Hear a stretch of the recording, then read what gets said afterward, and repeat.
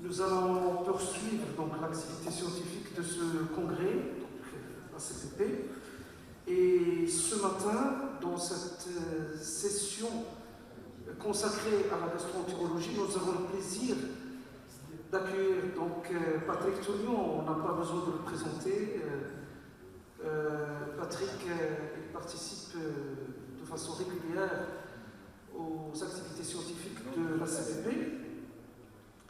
Et donc, je rappelle juste Patrick Tougnon, c'est un professeur de gastroentérologie à l'hôpital Trousseau de Paris. Et aujourd'hui, il va nous parler de deux sujets. Le premier, il est relatif à la prise de poids insuffisante, quelle approche et qu'on s'inquiétait. Et puis la deuxième présentation, il sera consacré aux coliques du nourrisson. Quelle solution? Patrick, à toi la parole. Merci. Bienvenue. Merci beaucoup, merci Monsieur le Président et Madame la Présidente. Et encore une fois, bonjour à tous. Je suis très triste de ne pas être parmi vous. L'année prochaine, peut-être même avant, je l'espère. Donc, je vais partager mon écran avec le premier.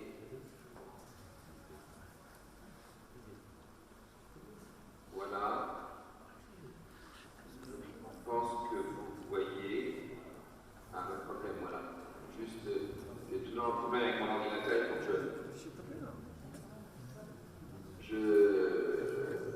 j'arrête le partage. Parce que vous ne voyez pas en plein écran. Est-ce qu'il faut juste que j'arrête le partage et que je le refasse? Excusez-moi. Bon. Merci quand même. J'ai un problème avec ça.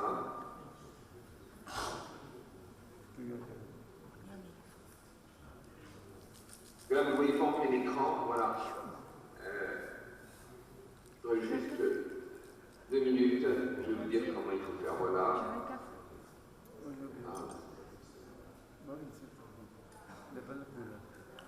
Voilà, je vais le faire, cette fois ça a marché. Voilà. Très bien.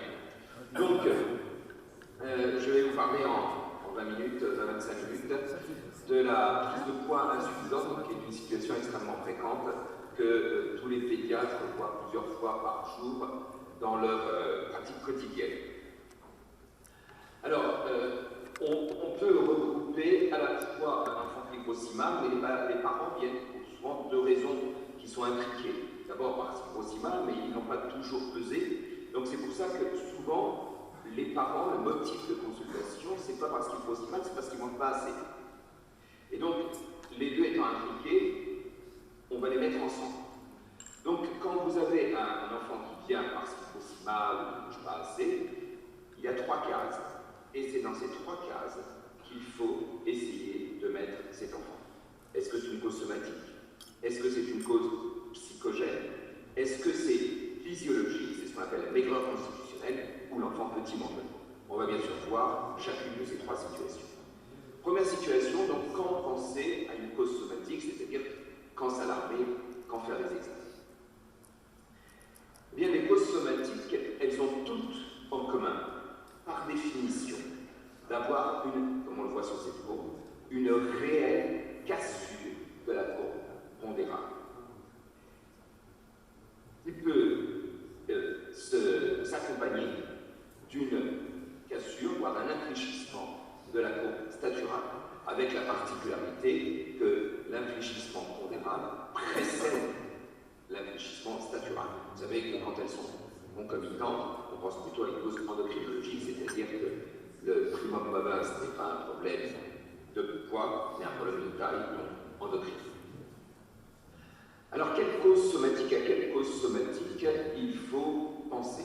La première, et on va voir un cas bien précis, c'est de très très loin le cas le plus fréquent. Ce sont les infections à répétition. On va voir une situation qui est tout à fait caractéristique. Ensuite, on a les erreurs diététiques grossières. Donc, il faut faire un interrogatoire diététique. Je vais vous donner sur la diapositive suivante les situations les plus fréquentes. Une fois que ces causes, j'allais dire, pas graves, mais extrêmement fréquentes, ont été éliminées, éliminer. On va commencer à penser aux causes plus sérieuses, comme toutes les maladies digestives, et bien évidemment en premier la maladie cœliaque, mais pas que. Il y a aussi des allergies alimentaires non IgE-médiées, on va y revenir. Puis toujours dans les causes un peu plus rares encore, dans lesquelles il faut penser toutes les pathologies chroniques, toutes les insuffisances cardiaques, respiratoires, rénales, hépatiques, mais aussi des neuropathies. Pensez bien à ça. Un enfant qui allait très très bien jusqu'à il y a 6 mois et qui tout d'un coup, pour des raisons qu'on n'arrive pas à expliquer, se met à moins manger, à casser sa courbe de poids et parfois, mais ça peut précéder ce signe clinique, parfois avec une régression psychomotrice. C'est malheureusement une situation qui n'est pas exceptionnelle et qui aboutit à des pathologies neurologiques dégénératives de très mauvais pronostics. Et puis on a encore toujours dans la rareté les troubles de l'oralité, la déglutition, les plus sévères de l'oralité et les troubles de la déglutition. Et puis enfin, les syndromes, notamment le syndrome de Silver-Roussel, dont je vous ai montré un exemple ici dans la petite image, avec un enfant qui est, comme vous voyez, extrêmement maigre, avec un très très petit appétit, avec une cassure nette du poids, et qui est en opposition avec un périmètre crânien qui est normal et un front qui peut être un peu bombant, comme vous le voyez là. Et puis, il y a ça, c'est le vrai Silver-Roussel, et puis il y a toutes les autres maladies génétiques apparentées au Silver-Roussel. Donc, voilà la situation la plus fréquente. Et avant de penser à des maladies cœliaques, avant de penser à des maladies digestives graves, il faut penser à la cassure pondérale. Vous voyez, ici, on a une enfant qui, dès l'entrée en crèche, mais ça peut être aussi en collectivité, va, alors que sa croissance était parfaite jusque-là, va casser sa courbe de poids. Et la caractéristique de ces enfants, c'est une évolution pondérale en zigzag. Pourquoi? Parce que dès qu'il va mieux, notamment quand on est en période estivale, eh bien, il va faire moins d'infections, donc il va récupérer son poids. Et dès que les infections vont revenir, il va de nouveau perdre son poids. Et aucune maladie digestive, comme la maladie cœliaque ou autre, ou de maladie grave, ne guérissent spontanément. Donc les seuls qui permettent une reprise avec, vous voyez, à l'été, une reprise franche, qui fait que l'enfant revient à sa forme génétique. Quand vous avez comme ça une forme en zigzag, c'est l'infection à répétition à laquelle il faut penser. Et comme vous le remarquez, elle peut s'accompagner d'un petit infléchissement statural, ou en tout cas un ralentissement statural. Il n'y a bien sûr rien à faire à part rassurer les parents et leur dire qu'avec l'immunisation, on en a parlé dans la session des experts, avec l'immunisation qu'acquérera l'enfant, le poids reprendra un cours normal. Alors, quels sont les signes d'alerte? C'est-à-dire, quand, devant un enfant qui grossit mal, vous allez penser à une maladie organique, une maladie somatique. Donc, comme je vous l'ai dit, c'est la cassure de la courbe pondérale, ou, si c'est beaucoup plus récent, une perte pondérale, ça revient à peu près au même. Donc, les trois éléments essentiels de l'interrogatoire, c'est 1, l'infection à répétition. Quand est-ce qu'il est entré en collectivité? Et quand est-ce qu'il a eu ses premières infections? Est-ce qu'il fait beaucoup d'infections? Et vous voyez sur la courbe si ça correspond, et surtout s'il y a un rattrapage. Rappelez-vous la courbe en zigzag qui est assez caractéristique des infections à répétition. Les erreurs diététiques sont rares. On parle beaucoup d'erreurs diététiques. Moi, je me souviens quand j'étais étudiant, ça arrivait en première position. À l'époque, ça était moins bien alimenter les enfants. En réalité, les enfants s'adaptent, hein, donc c'est rare les erreurs diététiques. Mais celle qu'on voit le plus souvent, c'est l'abus de soupe et de légumes. Vous savez, ce mythe qui dit que la soupe fait grandir, c'est totalement faux. La soupe, c'est de l'eau. Et quand on fait une soupe de légumes, c'est de l'eau avec de l'eau. Donc, ça remplit l'estomac, mais ça n'amène aucune calorie. Donc, un abus de soupe ou de légumes, c'est surtout en France actuellement, c'est très à la mode, c'est un des signes, une des causes possibles de cassure pondérale. Enfin, il y a les allergies alimentaires, et je vous rappelle qu'il s'agit ici d'une forme non hygiénique par définition, et qu'il n'existe n'utilise aucun examen complémentaire, ni GEC, ni test QNA, et que seules l'épreuve d'exclusion et introduction permettent les tests. Et puis pour toutes les autres causes, bien évidemment, les signes associés, la diarrhée, une toux pour une maladie respiratoire, une pathologie chronique connue, voilà les signes d'alerte qu'il faudra faire et les examens qu'il faudra faire en conséquence de ce que vous penserez, notamment des IgA anti-transglutaminase, bien sûr. Donc, quelle est la conduite à tenir dans ces situations-là? Je vais parler bien sûr de la prise en charge nutritionnelle de ces enfants. Eh bien, avant tout, c'est de traiter la cause. Un enfant qui a une maladie cœliaque, vous allez retirer le gluten et la guérir. Voilà. Un enfant qui fait des infections à répétition, il va falloir attendre patiemment. En attendant, si la mauvaise croissance persiste, y compris chez les enfants, alors je reviens, un enfant qui mange que de la soupe et que des légumes, vous allez lui introduire des céréales, de la viande et beaucoup plus de lait infantile.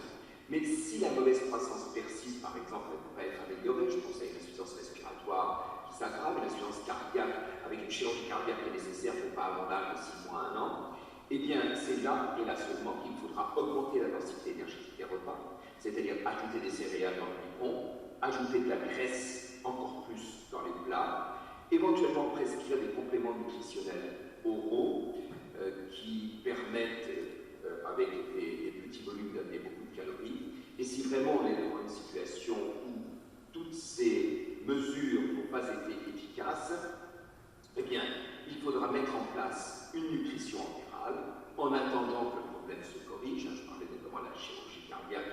S'il faut attendre une chirurgie cardiaque et que l'enfant se dénutrit progressivement, eh bien, on va mettre en place une nutrition entérale qui devrait être toujours exclusivement nocturne.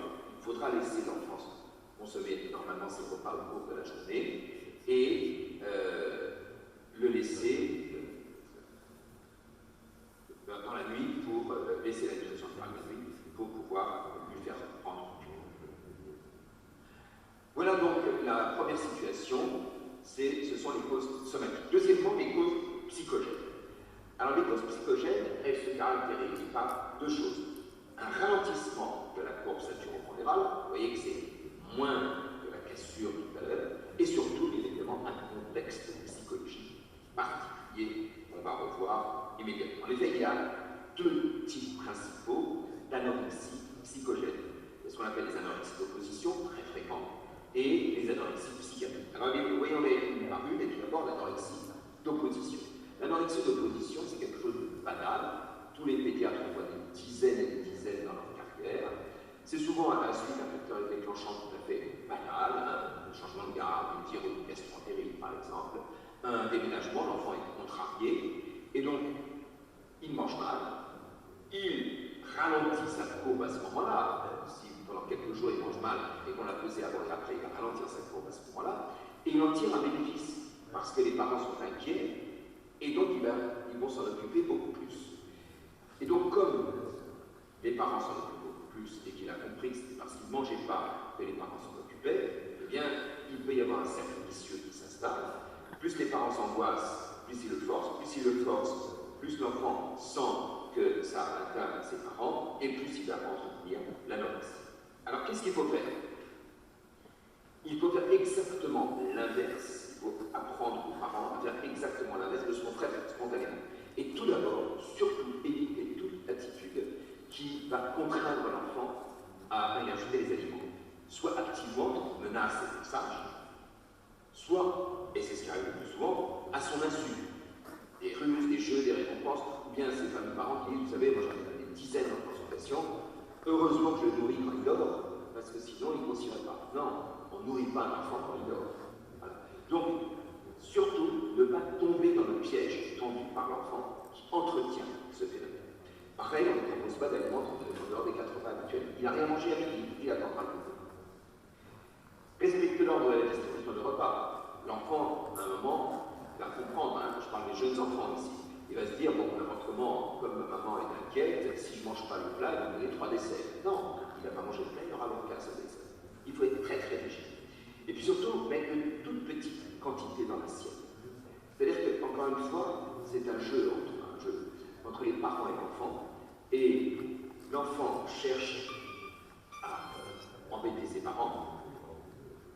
faut montrer, il faut que les parents montrent, c'est ça qu'il faut apprendre à nos parents de nos patients, il faut que les parents montrent qu'ils sont inquiets. Ils le sont, c'est légitime.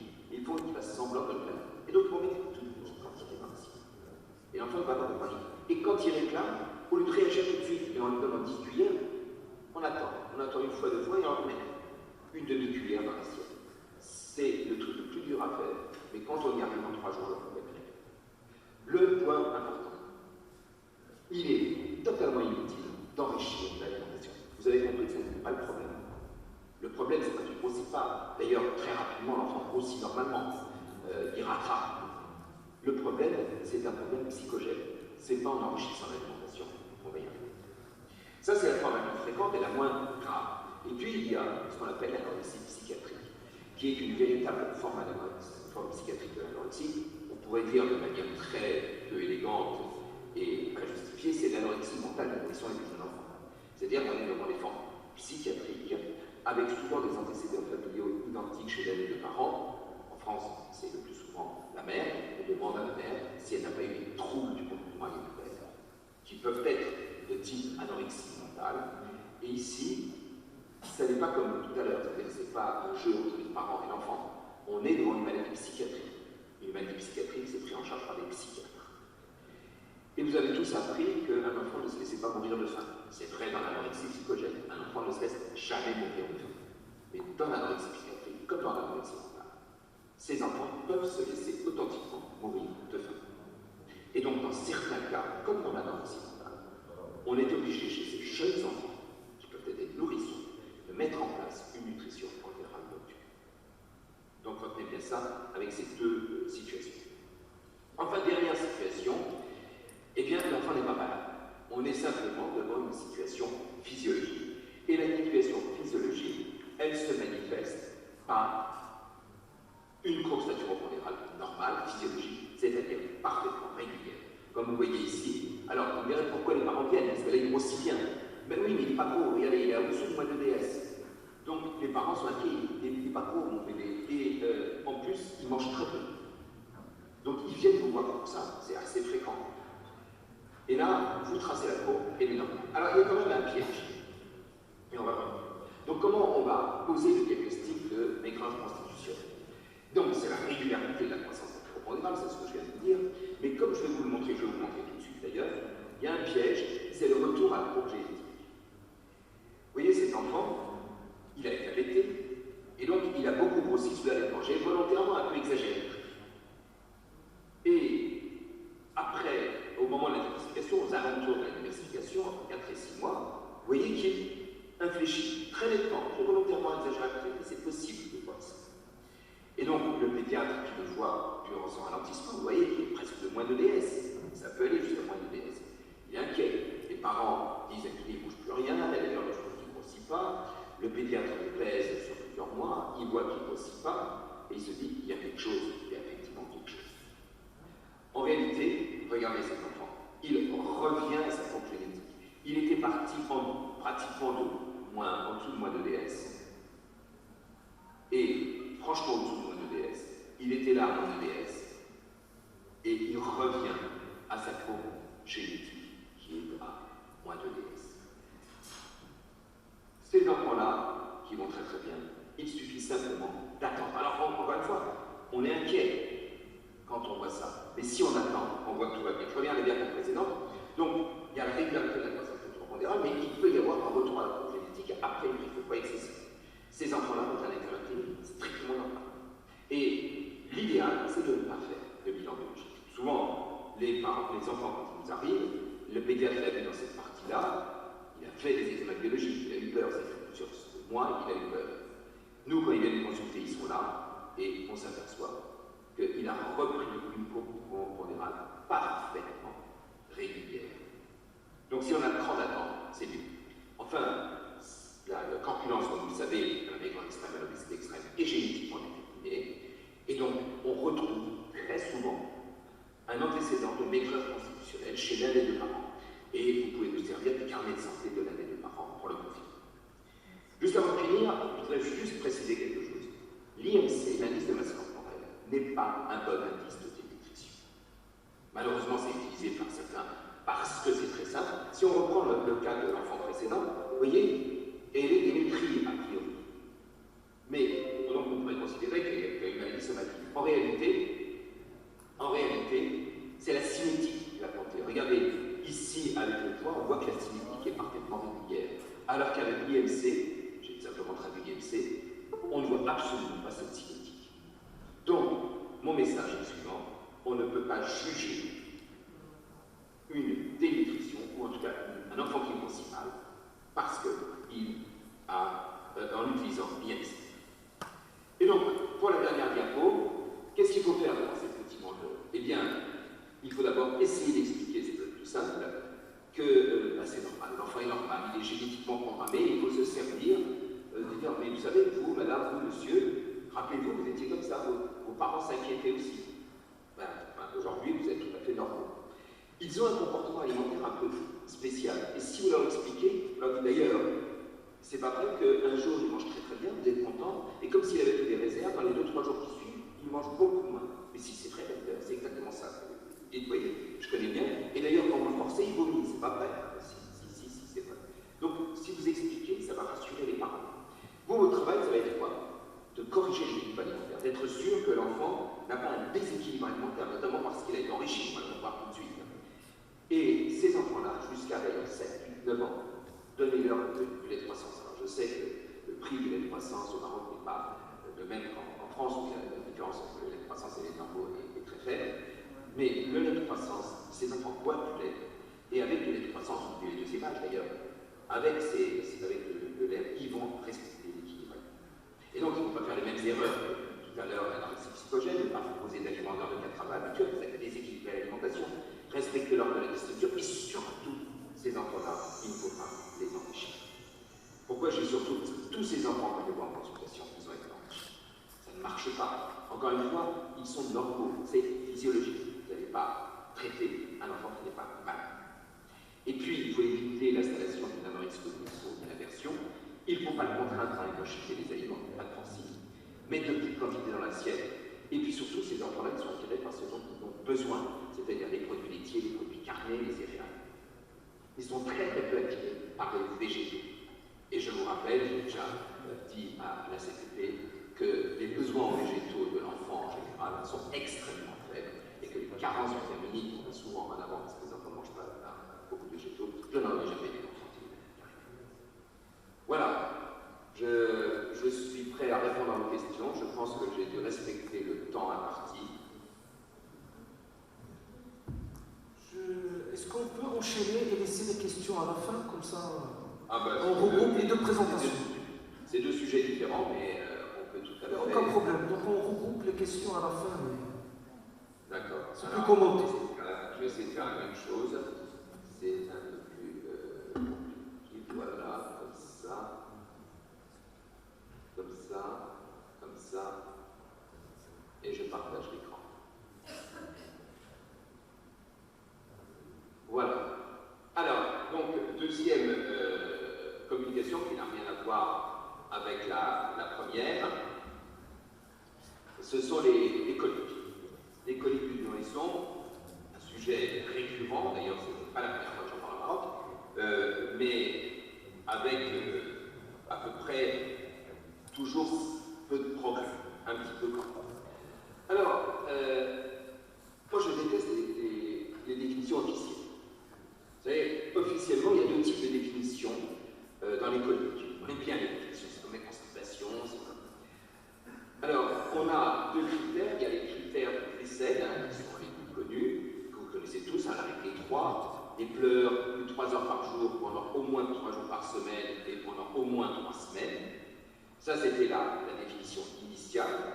Puis la définition initiale a été modifiée en vaisselle modifiée, puisqu'on s'est dit on va quand même pas attendre 3 semaines pour poser le diagnostic. Et le vaisselle modifié fait 3 heures par jour pendant au moins 3 jours par semaine et pendant une semaine. Et puis il y a les critères de rang 4. Vous savez, ces critères qui changent, parce qu'on est à la quatrième modification, qui ont inclus les coliques, les pleurs dans les pathologies fonctionnelles de l'enfant, et elles ont défini finalement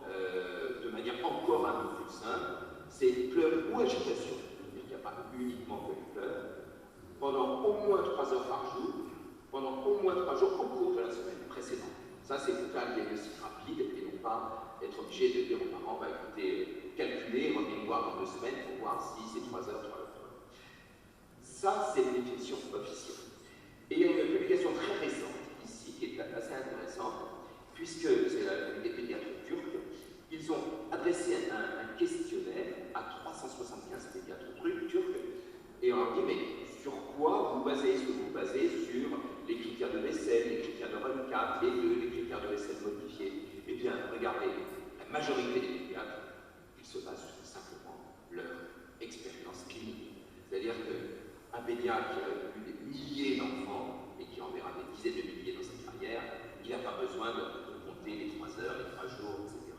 Un des parents qui vient de voir en disant écoutez, docteur, mon enfant il n'arrête pas de pleurer, vous n'allez pas leur dire est-ce que vous êtes sûr qu'il pleure 3 heures par jour et 3 jours? Ils pleurent, ils viennent pour pleurer, vous les trouvez jamais. Deuxièmement, toujours pour critiquer un peu les questions, et ce qui se fait, colique, ça se rapporte au côlon. Donc, on pense toujours que les coliques sont d'origine digestive, et en l'occurrence colique. Non. Les coliques, c'est des nourrissons qui pleurent davantage. Et là encore, c'est très subjectif. Hein. Quand c'est le 4e enfant, on va moins s'inquiéter que quand c'est le 1er, on va voir. Donc il faut qu'il pleure davantage, mais davantage par rapport à quoi? Par rapport à une référence qui est difficile. Quand on a son 4e enfant, on a 3 autres références, mais quand c'est le 1er, on n'a pas de référence. Et donc il faut qu'il pleure davantage et que les parents se plaignent. Mais ici, voilà, c'est normal, hein, tous les enfants pleurent. Et bien dans les coliques, entre guillemets, les enfants pleurent plus. Mais là encore, oui, c'est très subjectif. Et que d'essayer de donner des étiquettes et des définitions, ça sert à rien.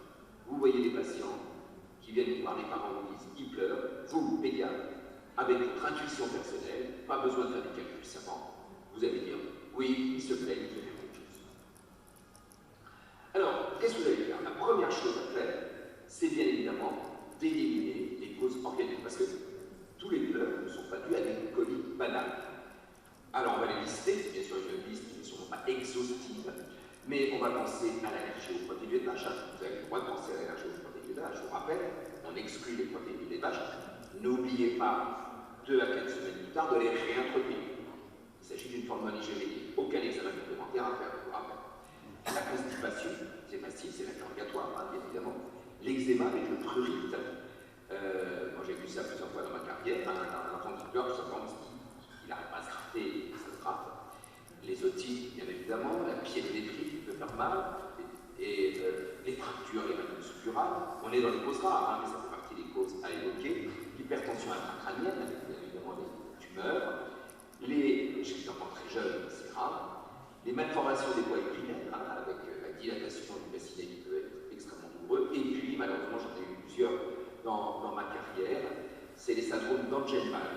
Vous savez, ce sont des maladies génétiques assez graves, hein, des enfants qui ont des gros retards psychomoteurs, et puis un faciès assez caractéristique, comme vous voyez ici, et qui, dans les toutes premières semaines de vie, se manifestent par des pleurs inconsolables. Et c'est assez difficile de distinguer des coliques, j'allais dire, un peu sévères avec un syndrome d'Angelman. Et c'est donc l'évolution qui donnera ce diagnostic, avec éventuellement, mais c'est très difficile à voir chez le tout petit, un faciès un peu caractéristique. Une fois qu'on a fait ça, qu'est-ce qu'il faut faire? Surtout n'évoquez pas un RGO ou une œsophagie. Regardez, quelques travaux pour soutenir ça. Bon, il y a très très longtemps, j'avais fait ce petit travail où j'avais repris 448 endoscopies qui avaient été adressées à Trousseau avec la recherche œsophagitaire. L'enfant était adressé en disant il pleure, cherchez une œsophagie. Enfin, il avait plusieurs symptômes, cherchez une œsophagie. Et vous voyez qu'il y avait 108 enfants pour lesquels le motif de recherche de l'œsophagie était des pleurs inexpliqués. Aucun n'avait d'œsophagie fibrosée. Je ne parle pas de la fameuse œsophagie congestive qui, comme vous le savez, n'a pas d'intérêt diagnostique. Ça, c'était un petit travail. Il y a eu des travaux beaucoup mieux menés, notamment ce premier travail de Princeps en 2003, une étude randomisée en double aveugle avec Crossover, qui a été un travail de Mohamed Mahmoud qui est très caractéristique. voyez, 30 nourrissons de 3 à 12 mois qui devaient entrer dans l'étude en ayant soit un RGO authentifié par pH Petri ou une œsophagite, et ils devaient pleurer. Donc ils avaient 2 critères. 1, ils avaient un RGO authentifié. 2, ils pleuraient. Ils ont eu doloméprazole ou un placebo pendant 2 semaines, puis l'inverse, donc en crossover, durant les 2 semaines suivantes. Et puis, c'est limite éthique, mais ils ont eu pH Petri avant et à la fin de la période 1, c'est-à-dire la moitié avait le méprazole, l'autre moitié avait un placebo. Et les parents devaient simplement noter les deux. Comme vous voyez ici dans les résultats, est-ce que le méprazole a été efficace sur l'acidité, très efficace et significative par rapport au placebo, une nette diminution de l'acidité. On a guéri le reflux acide de ces enfants. Est-ce que la guérison du reflux acide de ces enfants a permis une amélioration des pleurs? Eh bien, comme vous le voyez, ça n'est pas significatif, il n'y a pas la petite étoile. Comme vous le voyez, il y a même une tendance à une plus grande efficacité du placebo, mais au cours de la deuxième période, ça s'égalise. Donc, aucune efficacité. Ça, c'est le travail de Princeps.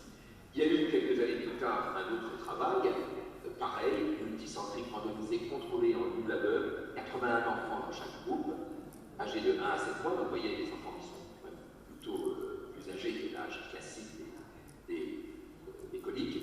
Une évaluation cette fois de 4 semaines, et comme vous voyez, pour les pleurs des microns, l'efficacité du lansoprazole n'est pas ridicule, 20% d'amélioration, comme le placebo.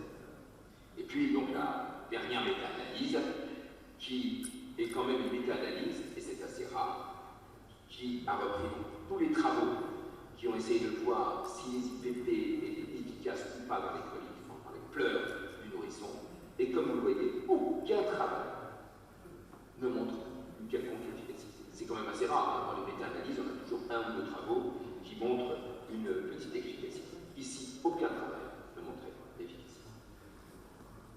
Et puis je rappelle évidemment que les IPP non seulement ne sont pas efficaces, alors je sais, et on y répondra si vous voulez dans la discussion, il y en a plein qui sont en train de se dire, mais lui, il est à l'hôpital, il ne voit pas des enfants qu'on voit, nous on a donné ces IPP, c'est miraculeusement efficace.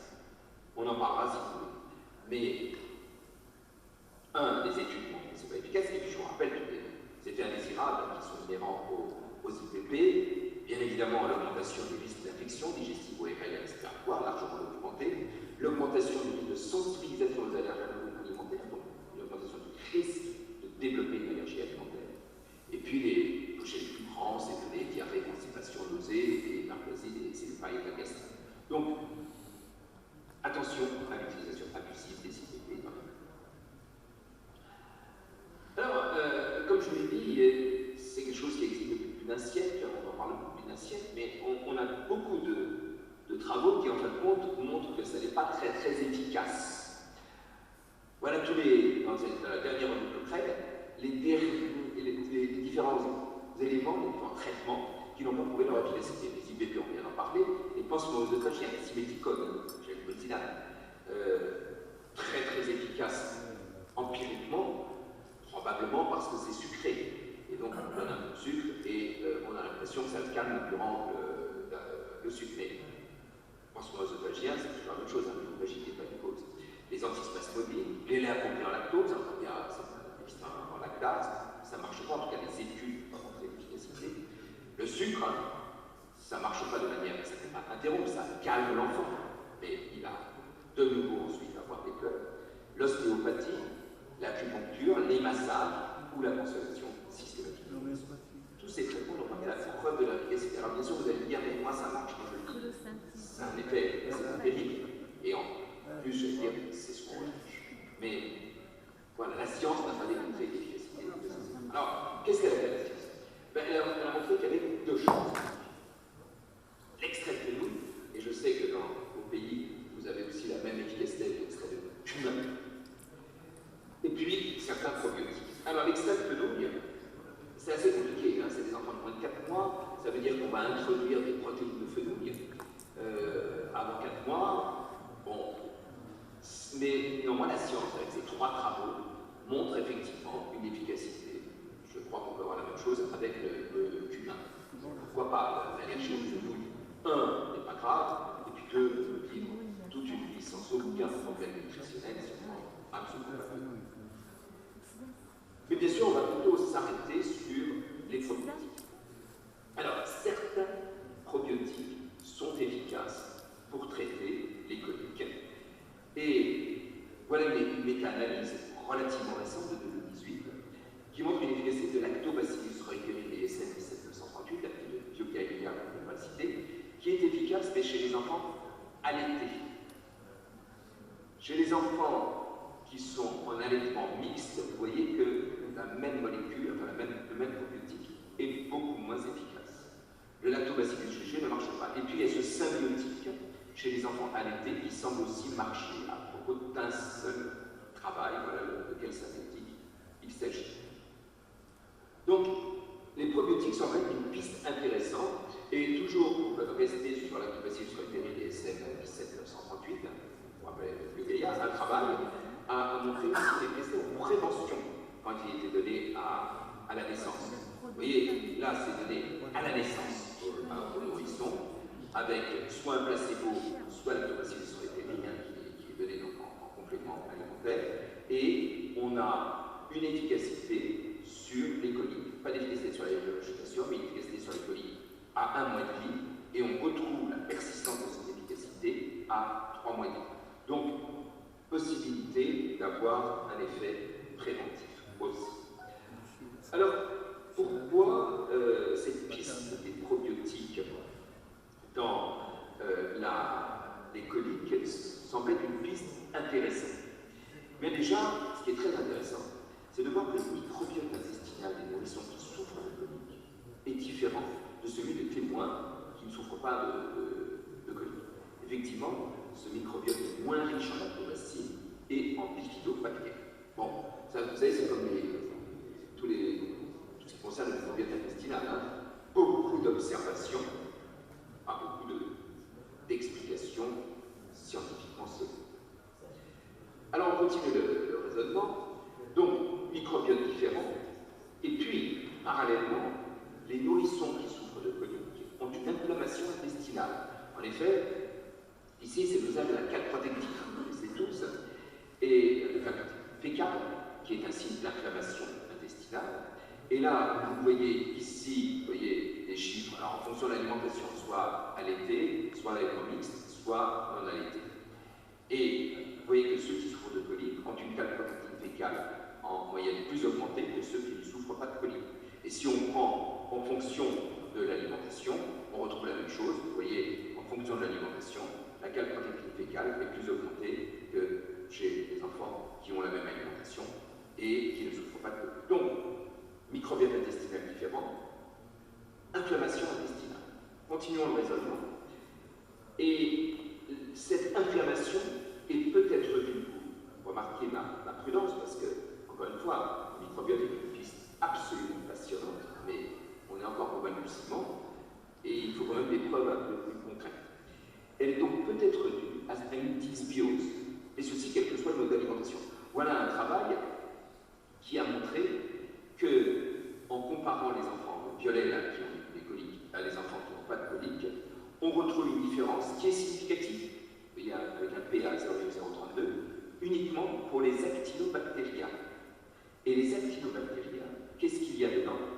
Les bifidobactéries.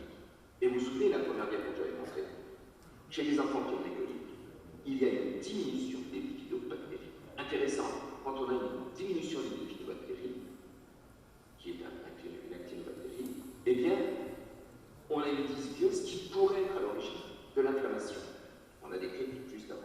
Et Lactobacillus reuterii DSM 17938, eh bien, ça a la chance, ça réduit l'inflammation intestinale induite par la dysbiose. Ici, vous voyez, on a regardé l'expression de FOXP3 dans le plasma. C'est un marqueur des lymphocytes dérégulateurs de la muqueuse intestinale qui inhibe les réactions inflammatoires qui sont induites par la dysbiose. Et ici, c'est des nourrissons qui souffrent de coliques. Vous voyez, ici, on a les enfants qui ont reçu la Lactobacillus reuterii et les enfants qui ont reçu un placebo.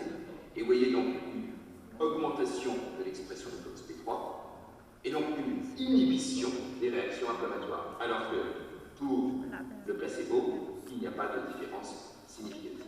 Donc on arrive à faire une espèce de raisonnement qui a été repris très récemment dans ce travail, qui, encore une fois, n'est pas formel, mais c'est une piste, enfin, je vais dire, pour le traitement des coliques du nourrisson. On pourrait avoir donc une augmentation de l'inflammation qui pourrait être à l'origine des pleurs. Et donc, si on donne des probiotiques, eh bien, on va pouvoir diminuer l'inflammation, comme on vient de le montrer, et peut-être apaiser les pleurs du nourrisson. Donc voilà une piste, encore une fois, je dis bien une piste, mais qui demande à être confirmée. Pourquoi je dis ça? Parce que ce vieux travail, publié dans les archives de pédiatrie il y a de nombreuses années, mais fait par des pédiatres de ville en France, vous voyez, près de 3000 enfants avaient été testés, les auteurs ont comparé les nourrissons qui avaient des coliques qui pleuraient avec les nourrissons qui n'avaient pas de coliques. Et je vous ai mis ici ce qui les différenciait. Et qu'est-ce qui les différenciait?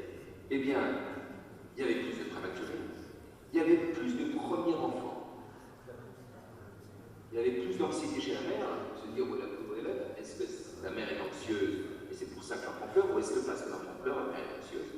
Et puis un peu plus d'atopie chez le père et chez la mère. Mais vous voyez que prématurité, premier enfant et l'anxiété de la mère apparaissent. Et dans le travail dont je vous ai déjà parlé tout à l'heure avec les pédiatres turcs, le questionnaire qui a été envoyé à 375 pédiatres turcs, eh bien on retrouve la même chose avec les petits enfants turcs, puisque on voit que 86% des pédiatres estiment qu'il y a un haut niveau d'anxiété des parents, là encore, où la poule est l'œuf. Et puis on retrouve aussi, dans plus de la moitié des cas, le fait qu'il s'agit du premier enfant. Ou bien évidemment, comme vous le savez, on est beaucoup plus angoissé quand il s'agit du premier enfant et qu'il pleure que quand il s'agit du troisième ou du quatrième. Et donc, là encore, une hypothèse, on pourrait imaginer que cette anxiété ambiante soit à l'origine d'une modification de la motricité intestinale, ça a été montré, ça augmente la motilité, ça diminue la grille, et ça accélère le péristaltisme intestinal, et cette accélération du péristaltisme intestinal pourrait à la fois induire des douleurs abdominales, des pleurs, et peut-être une dysbiose intestinale, puisqu'il va y avoir une mauvaise digestion des aliments qui se trouvent dans le tube digestif, dans l'intestin, et donc une multiplication des bactéries coliques qui peuvent aboutir à une infection. Et donc, pour conclure et respecter les 20 minutes qui étaient parties, eh bien, moi, la conclusion, c'est la règle des 4 R.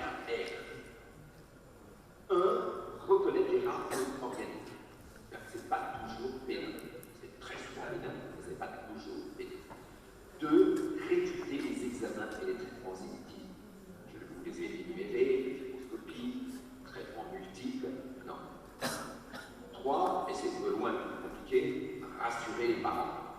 Ça demande du temps, mais la capacité de persuasion du pédiatre est alors très importante. Et puis enfin, puisque c'est la seule piste aujourd'hui intéressante qu'on a, réfléchir sur les effets de la planification du midi. Voilà, je vous remercie. Merci Patrick pour ces 2 présentations brillantes et pratiques et qui sont revenues sur 2 sujets vraiment qui préoccupent les pédiatres de ville. Vraiment, c'est le quotidien. D'une part, la mauvaise prise de poids et d'un autre côté, l'éternel problème des coliques du nourrisson et le problème que pose sur le plan thérapeutique et physiologique aussi. Et donc, les 2 présentations ont pu répondre à beaucoup d'autres questions et on va essayer de recueillir. Donc, d'abord, est-ce qu'il y a des... Bon, de toute façon, on peut mélanger les questions, on ne va pas séparer pour gagner plus de temps. Et donc, je pense que la discussion est ouverte. Est-ce qu'il y a des questions dans la salle relatives à ces 2 présentations?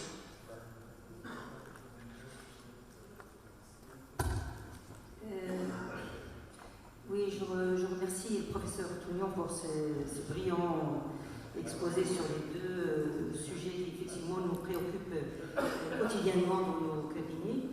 Je voudrais juste revenir sur une diapo par rapport au Lactobacillus reuteri, qui est normalement présent dans le lait maternel. Et vous avez dit que par rapport dans une slide, vous avez montré que les enfants qui étaient sous les traitements maternels, ils avaient moins bien répondu au lactobacillus. Donc, comment on peut expliquer ça? Et autre chose, nous, on remarque souvent dans les cabinets médicaux que ces enfants qui présentent ces coliques, les parents ont un profil particulier, c'est ce que vous avez souligné. Mais aussi, comment vous pouvez expliquer que ces coliques, les parents disent que c'est souvent le soir ou la nuit. Donc, quand on interroge les parents, dans la journée, l'enfant a l'air d'avoir un comportement normal. Et puis, à partir de 18 h,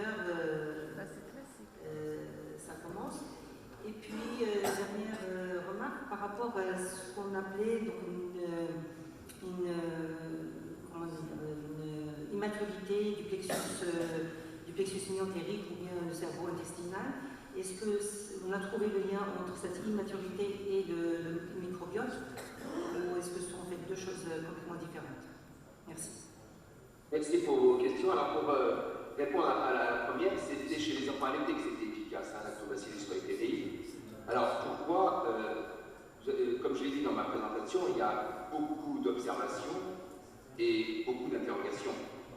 C'est comme ça a été montré comme ça. Pourquoi ça marche mieux chez les enfants allaités et pas chez les enfants qui ne le sont pas? Très difficile de répondre à cette question. Pour être honnête, c'est quand même pas une efficacité miraculeuse. Hein. Je ne sais pas si vous avez déjà utilisé Lactobacillus reuteri chez les enfants qui pleurent. Ça marche, mais il ne faut pas imaginer qu'ils vont tous guérir, loin de là. Donc ça, c'est la première question. Alors l'autre, effectivement, c'est très intéressant. Pourquoi le soir? Je crois que, et c'est un peu ce que j'ai dit dans mon topo, on parle beaucoup de colique, mais ce n'est peut-être pas le tube digestif. Et il y a la diminution de la luminosité qui agit beaucoup sur le cerveau agit beaucoup sur l'intestin et inversement, c'est pour ça qu'on parle du deuxième cerveau, et peut-être que l'angoisse de l'enfant, avec la diminution de la luminosité, on trouve ça chez certains animaux aussi, pourrait être à l'origine de pleurs d'angoisse. Et de manière générale, vous savez, les pleurs, c'est une façon de s'exprimer. Nous, quand on est angoissé, on parle, on se coupe les ongles, on se gratte. Les enfants, à cet âge-là, ils n'ont qu'une seule façon de s'exprimer, c'est de pleurer. Donc, vous l'avez dit, hein, ça change beaucoup d'un enfant à l'autre. Eh bien, il y a des enfants qui sont calmes, il y a des enfants qui le sont moins, qui sont plus angoissés. Et c'est pour ça qu'on retrouve parfois des publications qui montrent que ces enfants-là, à l'âge adulte, font plus d'intestin irritable, font plus de migraines, c'est-à-dire des pathologies qui sont en rapport avec un certain degré d'anxiété. Et la troisième question que vous avez posée, m'échappe, vous pouvez juste me rappeler.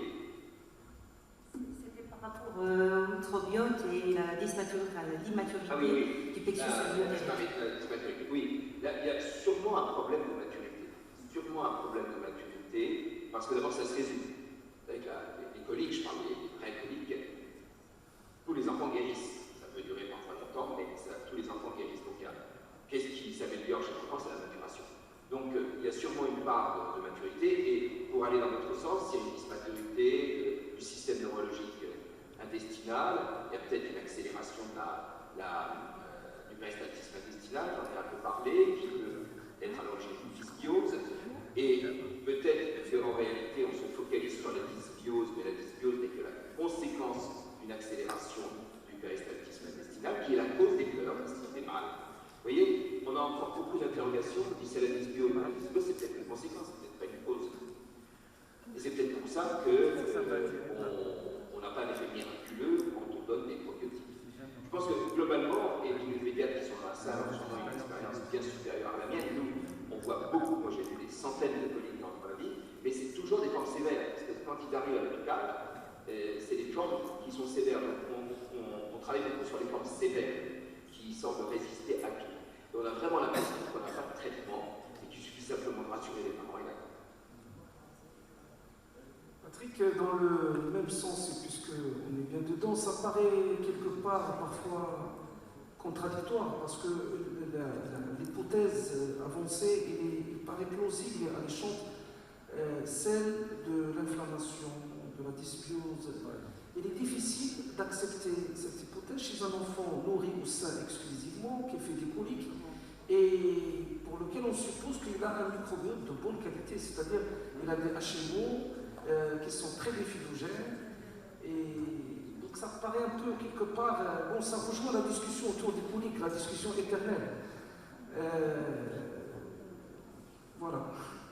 Et tu as totalement raison, et on a tous les deux la même expérience là-dessus. On a du mal, vous avez vu d'ailleurs la présentation, je n'ai pas dit voilà ce qu'il faut faire et ça marche dans 100% des cas. Très loin de là, je me le posais qui dit. Aujourd'hui, je me souviens il y a très très longtemps, il y avait quelqu'un qui avait fait un exposé sur l'histoire du traitement des coliques. Et on trouvait des publications qui n'étaient pas dans le New England comme à l'époque, mais du 19e siècle, et où il se posait, donc il y a 2 siècles, où il se posait les mêmes questions qu'aujourd'hui. C'est-à-dire qu'en 2 siècles, on a fait plein de suppositions, et à chaque fois, comme tu l'as souligné, avec des paradoxes. Un enfant qui est allaité, pourquoi il fait des coliques alors que son microbiote est idéal? Ben voilà, on ne sait pas répondre à ça. Et pourquoi en ajoutant lactobacillus reuteri, certains s'améliorent? Pourquoi ils auraient une inflammation alors que de prendre du lait maternel, par définition, ne devrait pas inflammer le côlon? Ben voilà, on a tous les mêmes interrogations. On n'est pas capable d'y répondre de manière très claire aujourd'hui, mais ce qui est rassurant, c'est que nos maîtres, qui, sur les 2 siècles précédents, avaient les mêmes interrogations. Patrick, merci pour ces 2 exposés vraiment très intéressants. Quelle est la part de l'hérédité? C'est-à-dire si les parents ont des problèmes de colopathie, et puis au niveau des frères et sœurs, quelle est la part de l'hérédité dans ce problème de colique? Puisqu'on le voit dans notre pratique quotidienne, on le voit.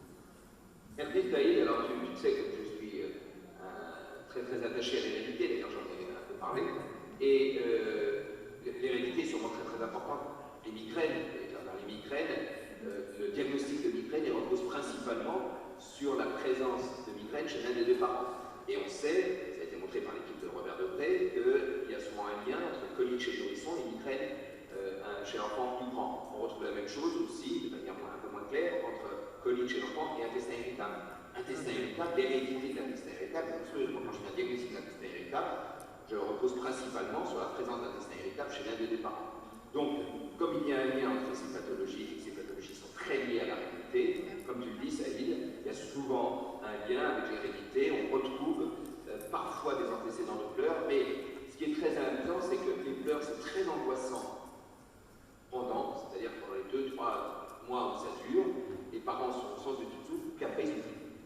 Et si bien que parfois ils disent non, je n'ai pas souffert, puis après ils se renseignent et disent mais si, mes parents m'ont dit. C'est-à-dire que c'est ce que j'ai dit aux parents. Aujourd'hui, vous ne dormez pas la nuit, vous êtes très angoissés, dans un an, vous ne vous souviendrez plus, ça sera un mauvais souvenir. Et je crois que c'est là-dessus qu'il faut travailler, c'est que c'est quelque chose qu'on ne sait pas encore, il y a sûrement une grande part d'hérédité, et il faut essayer de rassurer, et c'est loin, ce qui est difficile, les parents pour que passer ce cap qui va gagner. Question posée par Cicely. Est-ce qu'il y a des études de recherche sur les hélicobactères dans la jeunesse des coliques de nourrissons? Parce qu'on n'a jamais cherché d'antigènes hélicobactères dans les selles de ces bébés. C'est une très bonne question à laquelle je ne sais pas répondre. Je ne sais pas. Je ne sais pas si ça a été fait, mais je vais chercher. C'est vrai que j'ai rien lu comme ça, mais pourquoi pas? Pourquoi pas? Parce qu'ils s'infecteraient par les parents dès les premiers jours de vie. Donc voilà, comme vous le savez, le lien entre hélicobactère et douleur abdominale, même s'il existe, il n'est pas aussi clair que ça. On peut avoir un hélicobactère et ne jamais avoir mal au ventre, et avoir un hélicobactère qu'on va traiter, l'hélicobactère va disparaître, mais pas les douleurs abdominales. Donc, encore, on est dans les douleurs abdominales, dans les pleurs du nourrisson, devant des situations qui, pour nous pédiatres, sont des situations très complexes et personne n'a la solution miracle. Il y a quelques questions de nos collègues qui nous suivent à distance. Bon, on va un petit peu, mais ça relate toujours la question autour de ces coliques. Il y a une question d'abord sur le premier sujet. Que pensez-vous des habitudes? Bien sûr, vous avez tout à fait répondu tout à l'heure. Les habitudes de nourrir les nourrissons en leur mettant des smartphones ou tablettes sous le nez. Vous savez, les angoisse, moi je suis un oriental comme vous, hein, donc pour nous les orientaux, un enfant qui ne mange pas, il n'y a rien de pire. Donc c'est très très compliqué pour des parents de voir un enfant qui ne mange pas. Et on est prêt à tout, à faire le clown, à faire le poirier, et on entretient. Alors soit ça ne sert à rien parce que l'enfant est dans une situation psychologique, soit quand c'est une anorexie d'exposition, on entretient le phénomène. Et notre travail de pédiatre, ça va être d'expliquer aux parents qu'en faisant ça, même si l'enfant mange, tout le monde a sûrement la même expérience que moi, de voir les parents qui disent, vous savez, heureusement que l'aliment pendant qu'il dort, je lui donne le biberon pendant qu'il dort, sinon il ne boirait rien dans la journée. Non, madame, il boira. Il faut juste que vous changiez votre habitude. Donc voilà, les smartphones, moi j'en ai vu qui faisaient le clown, enfin bon, je l'ai dit, hein, il faut éviter les faits.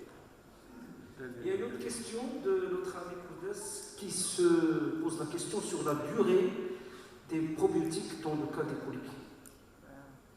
Alors, là, dans les différents travaux, ça a été donné entre 15 jours et 1 mois. Je dirais qu'on peut en donner, par exemple, le Biogaïa dont j'ai parlé, en France n'est pas remboursé, hein, donc c'est un coût. Et on le donne. Si ça marche, on essaie d'arrêter. Et encore une fois, il ne faut pas oublier que les coliques guérissent spontanément. Donc, il ne faut surtout pas continuer trop longtemps, inutilement. C'est-à-dire qu'on arrête les 15 jours, les 3 semaines. Si ça recommence, on peut les reprendre. Et il y a un moment, ça va s'arrêter. Ce n'est pas grâce aux probiotiques, c'est parce qu'il y aura une évolution spontanée d'abord. Bon, il y a une autre question. Il se pose est-ce que la coloration des selles, peut orienter un diagnostic de colique? Alors, la coloration des selles, vous savez, c'est un problème en gastro qu'on a extrêmement souvent, tu le sais moins comme moi. La coloration des selles, ça traduit, en dehors, je ne parle pas des selles blanches de cholestate, ça traduit simplement le transit. Hein. Les selles vertes, c'est de la bile qui n'a pas encore été transformée en spermobilique, donc c'est un transit accéléré.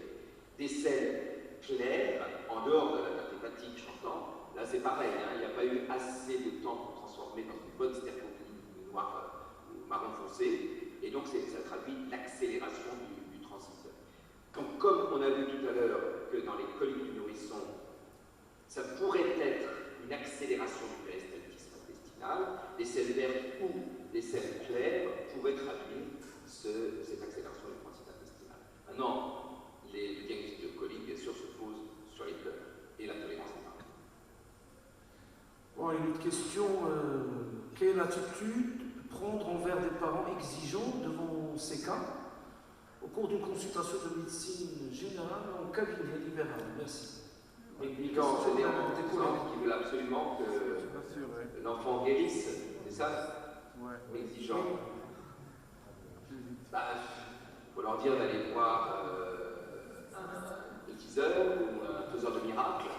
En tout cas, nous médecins, malheureusement, comme vous le savez, vous comme moi, on n'est pas des faiseurs de miracles, on essaie de faire le maximum. Et je crois que j'avais écrit il y a très très longtemps, les coliques sont des mots, MAUX, qui se guérissent avec des mots MOTS.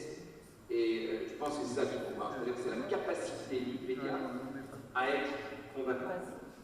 C'est ce qu'il y a de plus dur, hein. C'est beaucoup plus facile de donner un probiotique que de garder les parents pendant un quart d'heure, 20 minutes en leur disant ne vous inquiétez pas, c'est pas grave. Voilà, donc des parents exigeants, il faut essayer d'être calme, convaincant, rassurant, et c'est de loin ce qu'il y a de plus. Juste, c'est une question propre. Donc c'est par rapport à l'anorexie psychiatrique. Il nous arrive des fois de recevoir des patients confiés par nos amis pédopsychiatres de l'hôpital. Parfois c'est très difficile, comme tu l'as signalé, l'enfant refuse catégoriquement.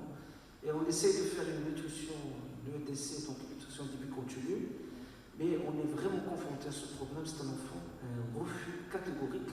C'est juste pour profiter de votre expérience, quelle astuce vous procédez à quelle astuce dans ce cas-là? C'est très difficile, un enfant conscient qui refuse un préadolescent énergiquement. Et on est entre la demande des psychiatres et entre un enfant qui refuse, vraiment une situation très difficile. Je l'ai vécu plusieurs reprises. Alors, déjà, il faut essayer de convaincre, je vais te raconter une histoire très difficile pour te dire jusqu'où ça peut aller. Alors, on va jusqu'au préadolescent, adolescent. Et donc, il faut essayer quels sont les convaincre de leur mettre une nutrition entérale. La plupart, on arrive à leur mettre une nutrition entérale. Et une fois, j'ai eu dans mon service une fille de 15 ans, vous voyez, on est dans l'adolescence, anorexique mentale avec un IMC à 8, donc très anorexique, qui disait d'ailleurs, vous savez, j'ai vécu 15 ans, ça me suffit, je peux mourir maintenant. Donc, impossible, elle remettait la sonde, elle l'arrachait, on la met dans un service spécialisé, donc la sonde, ça n'a pas marché, ils lui ont mis un cathéter central, elle l'a arraché. Ils lui ont mis un cathéter central avec l'attachant, elle s'est détachée de l'arracher. Et donc la seule façon pour la nourrir, ça a été 2 mois d'anesthésie générale pour la nourrir. Donc dans les cas extrêmes, 2 mois d'anesthésie générale où elle a été nourrie par parentéral, parce que sinon elle allait mourir. Donc dans ces situations, on va répondre à ta question, vous avez été confronté comme moi à des situations très compliquées. Bon, c'est une situation exceptionnelle, j'en ai jamais vu comme ça, la plupart acceptent la nutrition entérale. Mais il y a des fois, pour sauver l'enfant, il faut aller jusqu'à des situations absolument extrêmes. Et je le répète, je l'ai dit, les nourrissons, les jeunes enfants qui ont une anorexique psychiatrique se laissent mourir. Ce dogme qu'on entend souvent, un enfant ne se laisse jamais mourir, ça ne s'applique pas à ces enfants. C'est une forme de suicide dans des cas comme ça. Je voudrais parler aussi des enfants qui présentent des troubles de l'oralité et qu'on voit de plus en plus, des enfants de 2, 3, 4 ans qui ne prennent que du liquide. Et parfois même les parents, ils donnent ça dans le biberon. J'aimerais bien savoir comment faire dans un cabinet médical, en ambulatoire, les conseils qu'on pourrait donner et comment gérer la situation sans passer par l'hospitalisation. Merci. Alors, dans la situation que vous décrivez, c'est déjà trop tard pour la prévention, mais quand même juste un petit mot de prévention pour éviter que Donc je rappelle que la prévention, c'est l'introduction des morceaux dès 10 mois. C'est de modifier des structures 4 à 8 mois avec une alimentation lisse, c'est-à-dire mixée. Dès 8 mois, l'alimentation doit être brumeuse, moulinée, avec des gremeaux. Et dès 10 mois, il faut introduire les morceaux de taille et de dureté progressivement croissante. Ça, c'est la prévention. Maintenant, quand on est à 2-3 ans avec un enfant qui ne mange que des liquides, eh bien, il va falloir le rééduquer. Le rééduquer, c'est d'abord, lui mettre systématiquement dans son assiette des purées, mixées donc, et puis éventuellement, et toujours à côté des petits morceaux. Ne jamais cacher les morceaux dans la purée. Il ne faut pas le tromper, parce que sinon, ça va entretenir le phénomène. Il faut mettre des petites quantités parce que ça va être jeté. Ces enfants-là, il faut les habituer aussi à toucher. C'est-à-dire qu'il faut les laisser toucher avec leur doigts les morceaux. Ces enfants-là, il faut leur donner des biscuits, il faut leur donner du pain, des choses dures qu'ils vont consommer petit à petit. Il faut aussi leur donner des jouets de textures différentes, parce qu'ils vont toucher avec leurs mains, des choses qui sont un peu piquantes, des choses qui sont lisses, et toucher avec leurs mains ou toucher avec leur bouche, c'est à peu près pareil. Et donc, c'est une longue rééducation avec beaucoup de patience, avec toujours en proposant, jamais en forçant, pour essayer de les habituer et qu'ils arrivent petit à petit à manger les morceaux. Et dans les formes extrêmes, comme vous l'avez dit, eh bien, on est obligé de prendre des mesures dans des services spécialisés qui sont beaucoup plus longues. Et là, on arrive dans des formes, on va dire, un peu psychiatriques.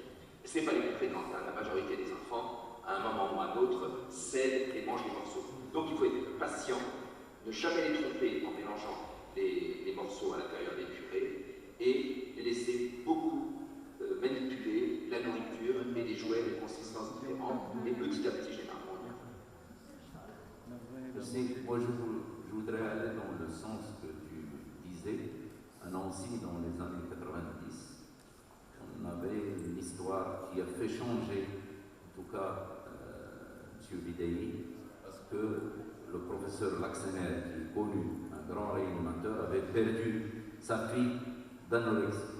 Et donc depuis, au niveau de la nutrition, on peut arriver à ces cas extrêmes d'anesthésie. Maintenant, pour rebondir sur ce que disait mon ami Fadrati, et puis moi je crois que la consultation de pédiatrie, elle est importante d'expliquer la diversification, de revoir l'enfant. C'est pour cela que c'est maintenant, nous, au niveau de notre pays, le Royaume du Maroc, avec la venue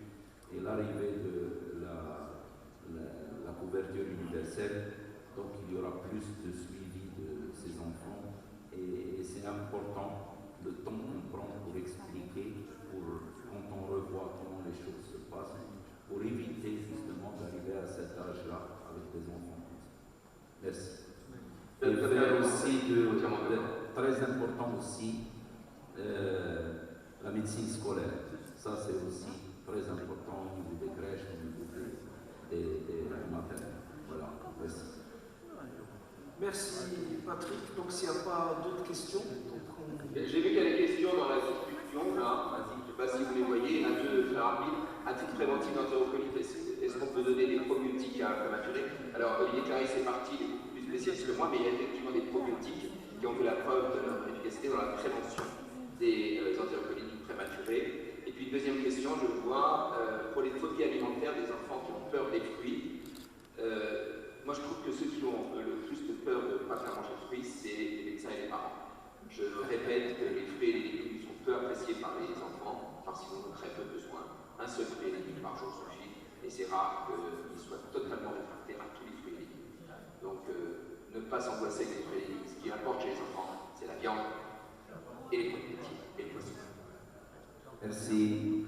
Donc, on fait une pause d'1 quart d'heure et on revient pour la dernière séance InfoVac Maroc et InfoVac France. Donc, on demande à notre ami Robert, on revient dans 1 quart d'heure. Merci de sa patience et merci à toi, Patrick. merci Patrick, à la prochaine.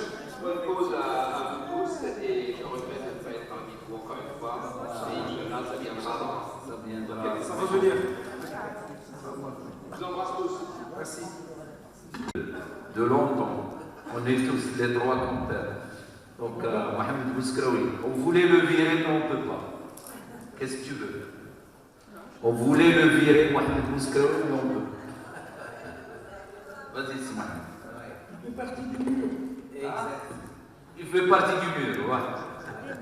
Alors, chers collègues, chers amis, si vous avez des questions pour Robert, allez-y, il va partir à -50. Il a une cause majeure, il va partir à -50. Il faut On va terminer les questions dans 1 quart d'heure.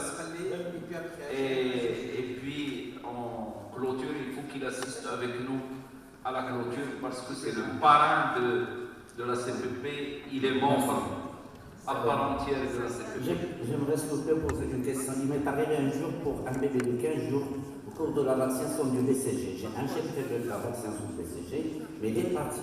Quand j'ai fait son injection, une demi-heure après, il a fait un malaise avec pâleur et hypotonie. Il a mis sous oxygène, c'est vraiment un malaise stressant. Est-ce que je refais la deuxième injection? Tu veux faire ça, le BCG? Et BCG. BCG, pas de problème, mais avec l'hépatite. L'hépatite ou BCG? L'hépatite B. Ah, tu as fait l'hépatite B. Le BCG, c'est en 15 jours on fait ça. Non, mais attends.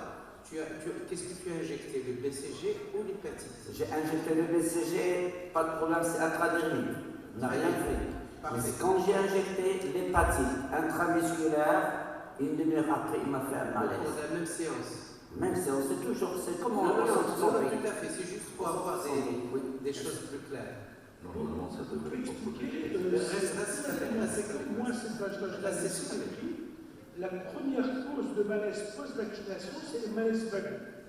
Et il se rencontre des fois chez les petits, c'est en aucun cas une contre-indication de la vaccination. Et c'est une des raisons essentielles, entre autres pour l'anaphylaxie, de garder un petit peu les gens après les vaccinations, quel que soit le vaccin. Là, il y a quelques jours, j'ai commencé à vacciner les petits enfants au cabinet avec le vaccin